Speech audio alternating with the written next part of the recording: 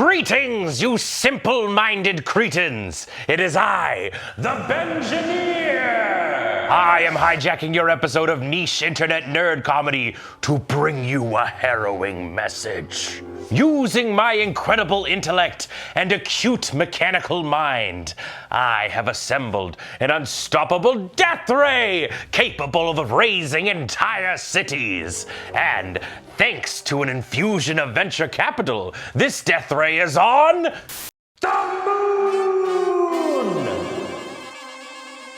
I will unleash my terrible doomsday device unless my demands are met, and they are as follows. 1,000,000 chicken nuggets. Number 2, renaming Canada to New Bensburg. Number 3, bring back the McRib. Number 4, ban smothering time. Oh. Hey, I thought we said we couldn't use company property for personal villainy. We did. That's pre-recorded. It's the new deck tech. The deck tech we're supposed to be filming today? No, the deck tech we filmed last week. I am confident that we did not do that. That's okay, buddy. A further helping. Number 8, I'll become a member of the commander committee. And finally, more potato chips in every bag. These things are like 80% air now, and it's a joke. Now, before you puny morons scramble to fulfill my list of demands, I think it's time for another LRRMTG deck tech with me, Ben Ulmer. Marvel Superheroes is here, taking us back into a world of superpowered heroes and conniving villains. I've always been a big X-Men fan, but since my favorite hero, Nightcrawler, isn't in this set, I have turned to a life of crime. There's tons of dastardly felons in the set, but the card that caught my attention is one that works with a deck archetype that I've been trying to brew since Edge of Eternities. So, say hello to the Scientist Supreme of AIM in a deck I'm calling, actually, I used MSN Messenger. Scientist Supreme of AIM is a 2/2 human scientist villain for blue-black that reads, pay 2 life, copy target activated or triggered ability you control from an artifact source. You may choose new targets for the copy. Activate only during your turn and only once each turn. They're a creature that allows us to double a trigger of our choice on our turn. And what better trigger is there for a mad scientist than to copy giant death lasers? Lux Artillery is a 4-mana artifact that gives our artifact creature spell Sunburst, but more importantly, has a second line of text that reads, at the beginning of your end step, if there are 30 or more counters among artifacts and creatures you control, this artifact deals 10 damage to each opponent. First, we get counters on our permanents. Then, we activate our commander to copy the damage trigger. And finally, we blow up our opponents. But that's not all. We still have 2 more Doomsday machines to operate. The Millennium Calendar is a super weird artifact that puts time counters on itself whenever you untap a permanent, and for 2 mana, you can double the amount of counters on it. When it reaches 1,000 or more counters, you sacrifice it to make each opponent lose 1,000 life.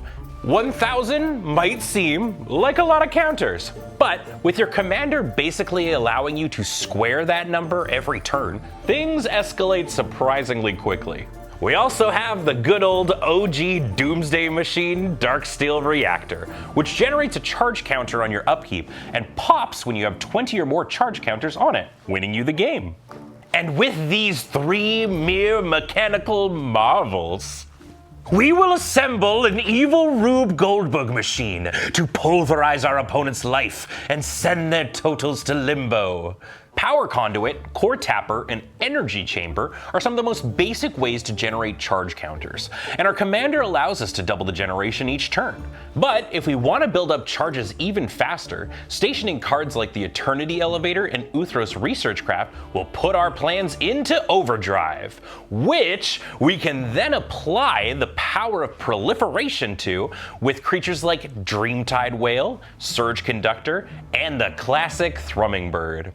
All of these will net you a tidy batch of counters when triggered, especially when you add in Tekathal's double proliferate ability. And you can make Tekathal indestructible for the mere price of 3 counters.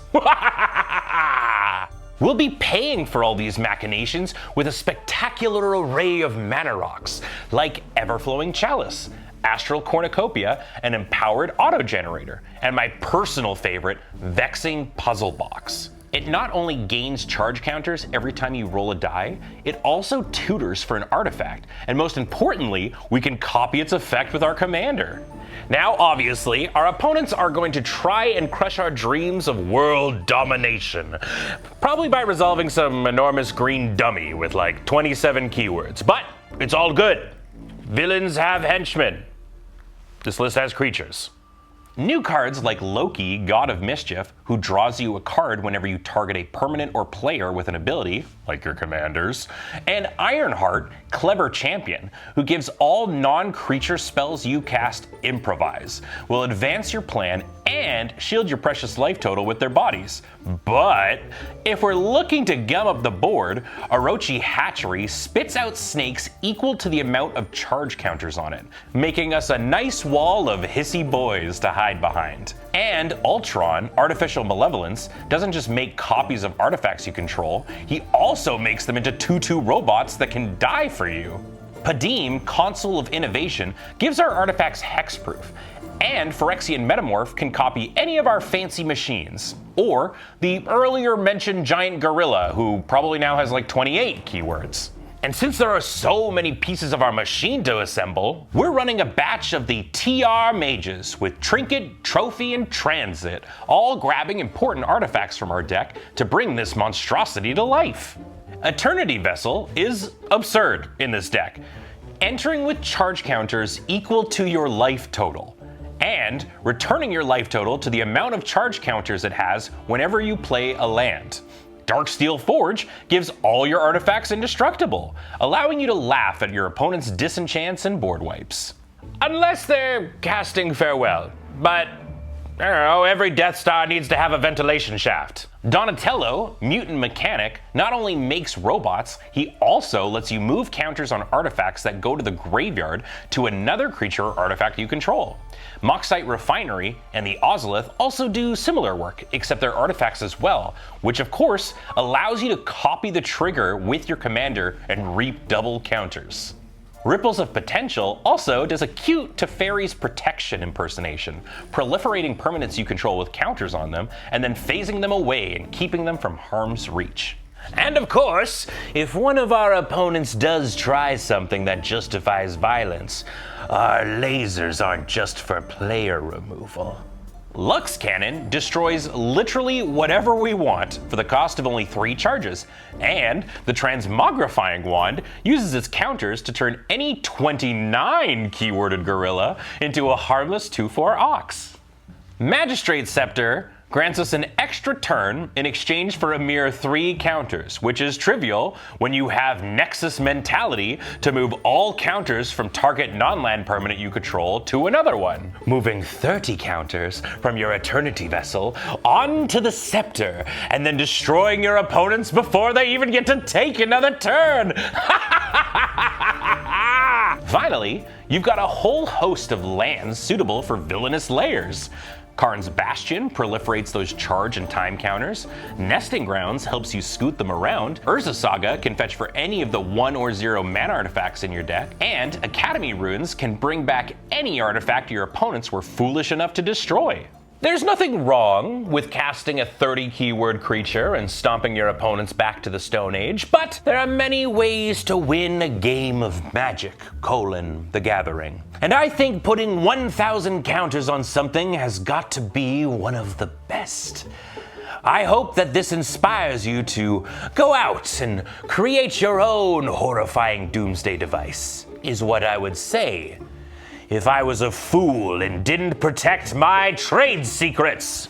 This Hypno Ray should make you forget what you've seen here today. Now get me my 1 million chicken nuggets, or the gorilla gets it! mind erased me that we'd recorded this deck tech? Yeah, I didn't really think about it, because then, like, now everyone's just gonna ask where the deck tech is. Yeah. Crap.